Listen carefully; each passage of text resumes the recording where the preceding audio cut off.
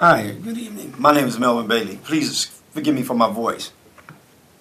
But I am the Executive Director of Community Melvin Empowerment Project. I'd like to talk to you guys. Today is our last showing for, since we've been on. But I want to kind of recap what we've been talking about for the past 12 weeks. And it's a lot of things that I didn't get a chance to discuss, like CHA housing. Now, CHA, they got, their budget requires them to have $160 million into their budget operating costs. But CHA has $360 million. So that means CHA have not been spending a dime on CHA vouchers, CHA development, CHA programs. So I didn't get a chance to talk to you guys about that, but at a later date I will start tapping on, at least discussing that process with CHA. But let's recapture things that, topics that we discussed in the last program. In the last several programs, we talked about housing. That was one topic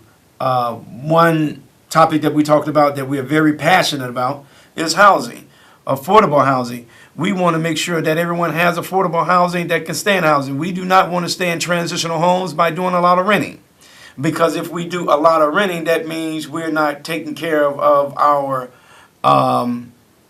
it's not ours because we just renting. And when we feel, a lot of times when we renting, a lot of times we feel as if it's not mine. I don't care about it, it's not mine. So that's something that we're very passionate about. And I do want to talk to you guys. At some point, you will be seeing us this summer on the news, showing that we're creating job training and job opportunities through affordable housing. That's one topic we discussed.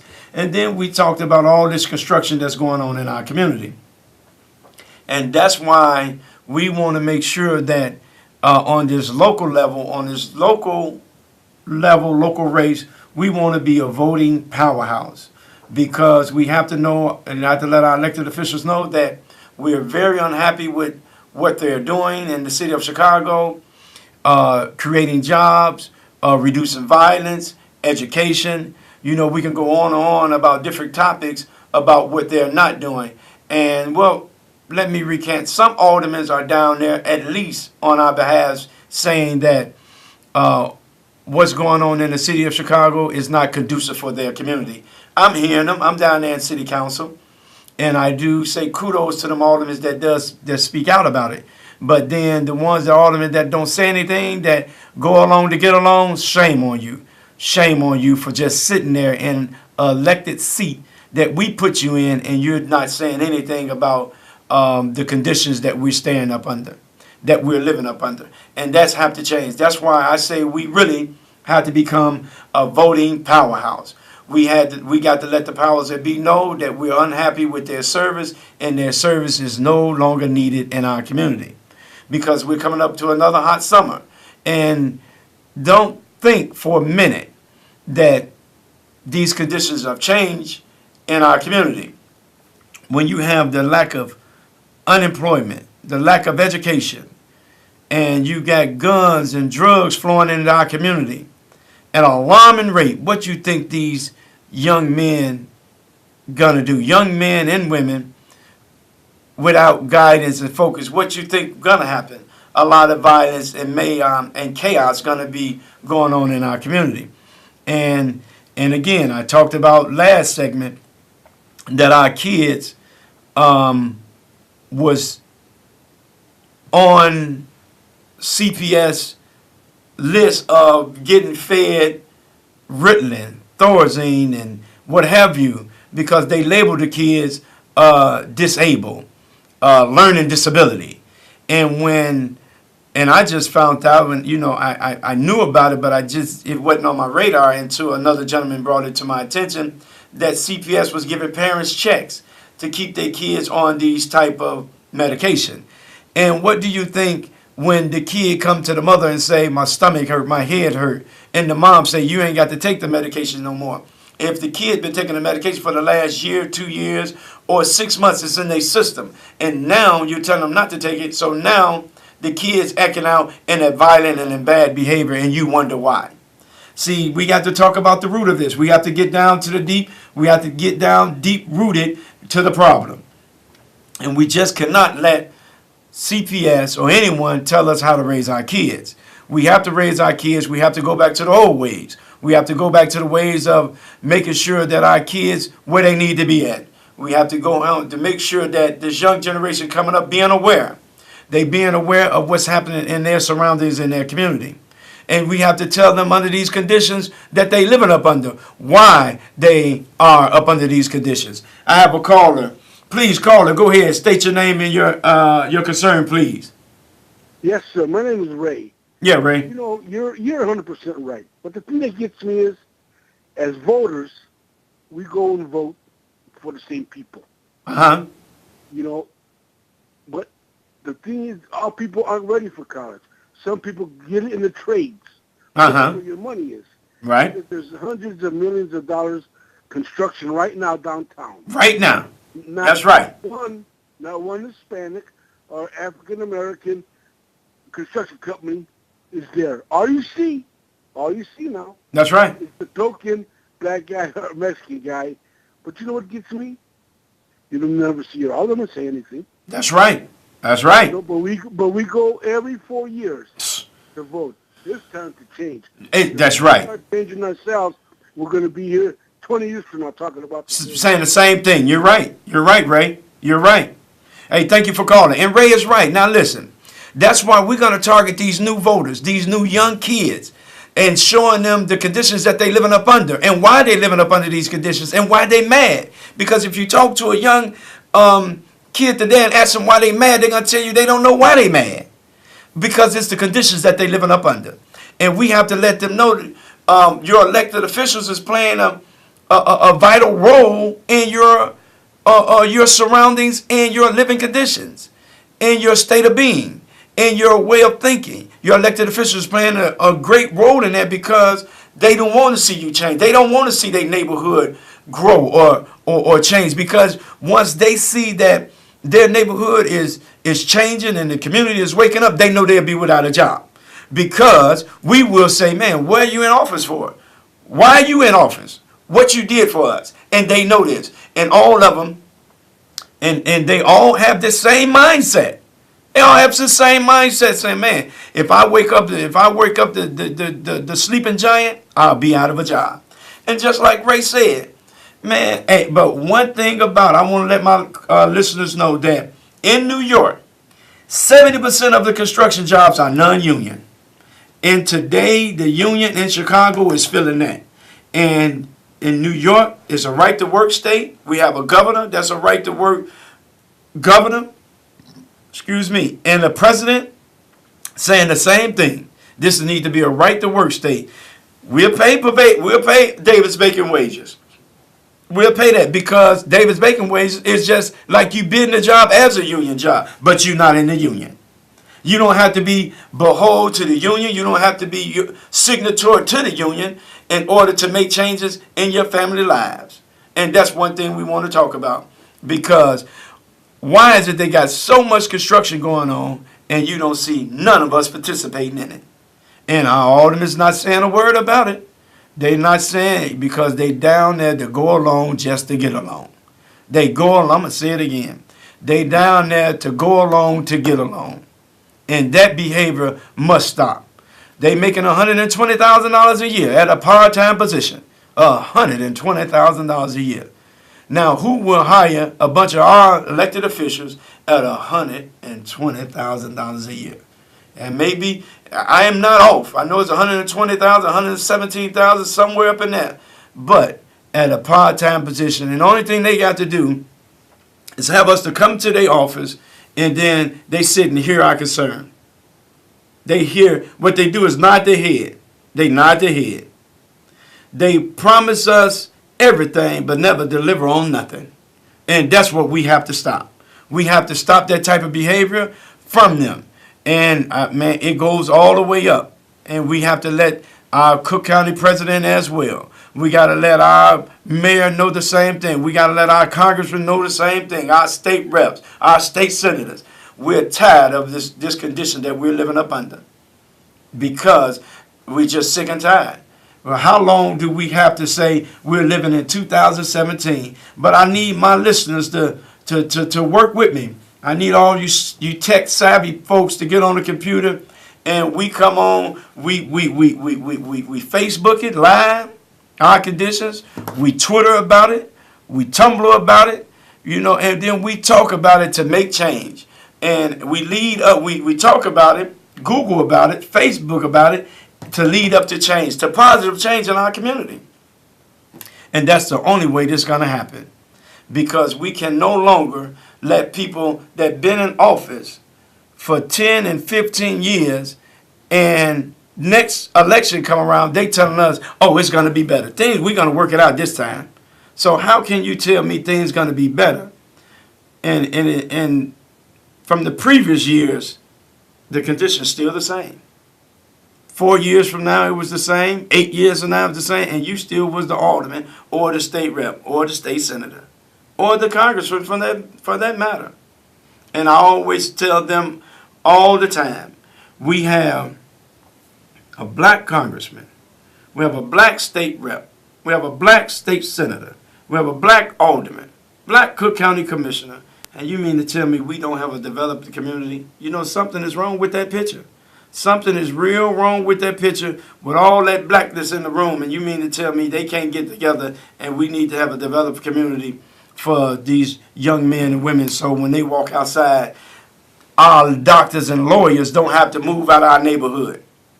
So when little Johnny see the lawyer or he see the doctor or he see the businessman or the businesswoman, they ain't got to move because guess what? Now we got to develop community. Now they have something to strive for. They have something to at least saying, man, I like what Mr. Johnson is doing. Mr. Johnson is a businessman. Mrs. Johnson is a businesswoman.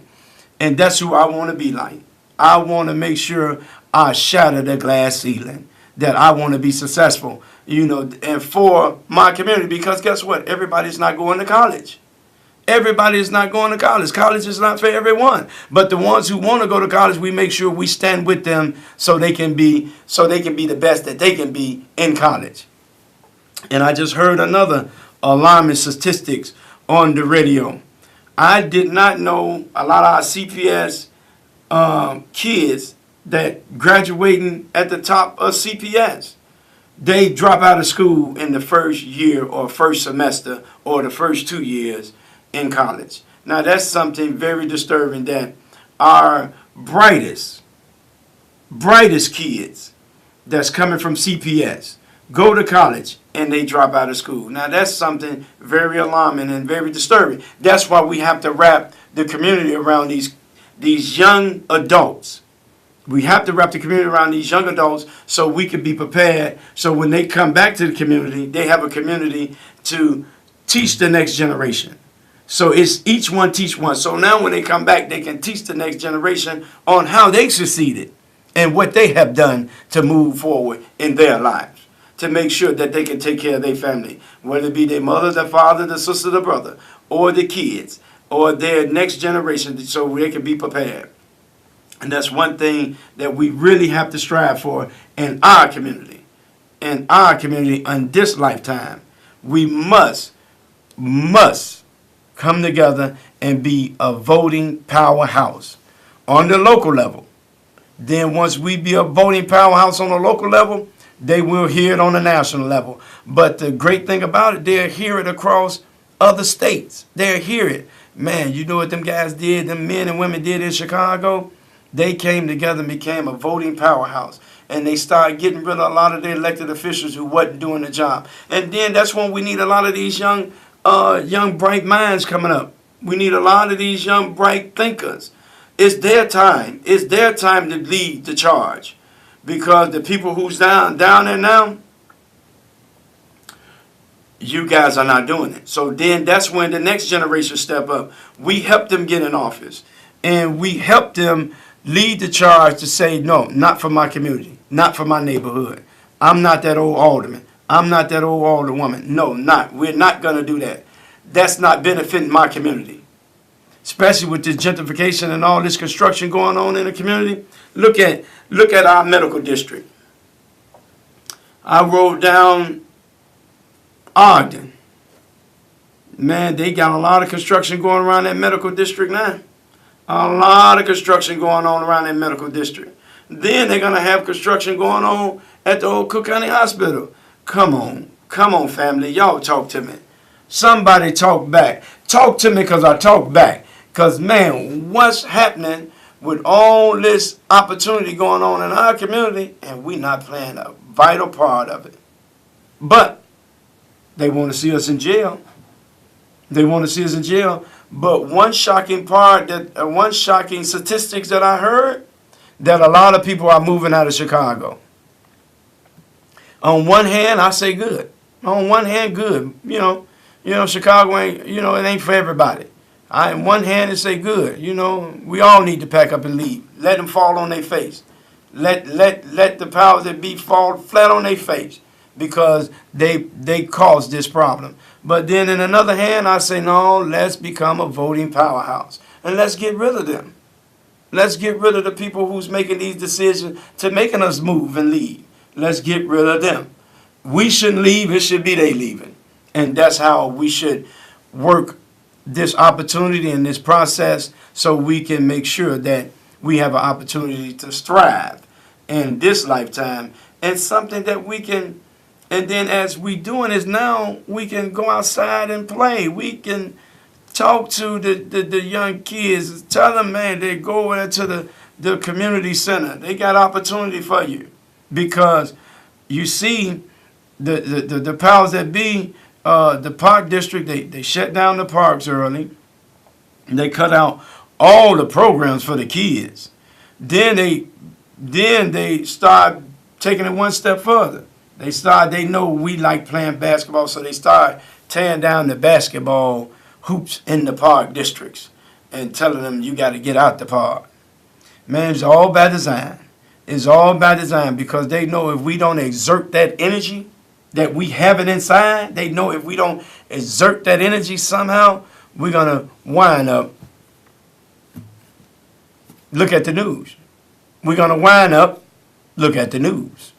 So they notice, the powers that be notice, saying that if we let them create enough chaos, one, we're going to raise taxes so the landlord can raise the taxes, then we can start getting rid of them.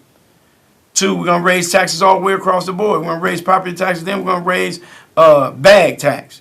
Then we're going to raise food tax. Then we're going to raise gasoline tax. Oh, they trying to tax their way on the backs of poor blacks and Hispanics and get us out the city. That's their goal. That's their goal, to get rid of us. So the people, they trying to do Chicago like they do in New York. And they trying to do Chicago like they do in Los Angeles. Because in New York, cost of living is sky high. Washington, D.C., in the inner city close to downtown, cost of living is sky high. Even in California, even in Philly, anywhere that you're close to a downtown area, anywhere where you're close to downtown, they're going to drive us out of there. That's why they're trying to open up the process. Oh, man, going on out to wherever, man. Your Section 8 voucher, yeah, it's good, but you got to go 100 miles away from Chicago. Yeah, sure, you can get your Section 8 voucher. Yeah, sure, you can get it. I have a caller. Caller, please go ahead. State your name and your concern. You know what, sir? This is Ray once again. Yeah. You talk so much good stuff, I have to call back. Yeah. Uh-huh. Do you know all these taxes are put on our backs? Yeah. You know what? One time, you know what Danny Davis said? Uh-huh. Only a penny. But when you're on a fixed income, like I am, right, prescriptions that are over $100, that's money out of my pocket. Right. Go to Indiana. You know what? I'm here on the southeast side. Uh-huh. At least 30 cents to 50 cents a gallon cheaper. Right. Food, you don't have to pay for bags. You don't have to pay that 5 cent a bottle stuff. Go to Indiana. They already call it Little Chicago. That's right. That's right. Right there. And you ain't got to go far. So they're gonna tax themselves out of a job, which I would love. That's right. Me too. Me too, Ray. Why is it that people, the aldermen and stuff, say, well, they're busy, but at re-election time, man, they're all over the neighborhood, every house, knocking on the doors. Right. You know. Exactly. Exactly. But not during the year, only at election time. Only on election. You're right. You're right. Yeah. And Ray hit it right on the head. You're right. And we need to start going to Indiana. We need to start going to Indiana and get rid of the tax. It's right. Don't worry about it, right over the Skyway. Right over the Skyway. If you don't want to take the bridge, take the street on out. Cross 100. Go cross over. You know, once you go through the 100, go over east. You're right in Indiana. And we need to take our dollars where it's appreciated. Take our dollars where we're going to make sure that we're making an impact. Because, man, they letting us know, they playing us like grand pianos. Man, they really doing the job on us. And it's upsetting, and it's very sad to see that we got the elected officials just letting this happen. But I'm blaming us, too, because we voted them in. Now it's time to vote them out. Now it's time to vote them out. And I hope I see you guys around the city where we'll be actively talking about these new programs that we're going to implement to let the powers that be know, our elected officials know that, man, we upset at the work you're doing. We're really upset at the work you're doing, and that we feel that we're not getting represented the proper way down there at City Hall, or down at the Springfield, or at the county building. Yeah, we upset. We upset at all y'all. To be honest, we upset at all y'all. Because we feel that we're not being represented. And I'm just going to keep saying it again, represented. Now, let me throw this out there at you. We got the O'Hare expansion. That's going to be $1 billion. Midway, $1 billion. That's $2 billion right there.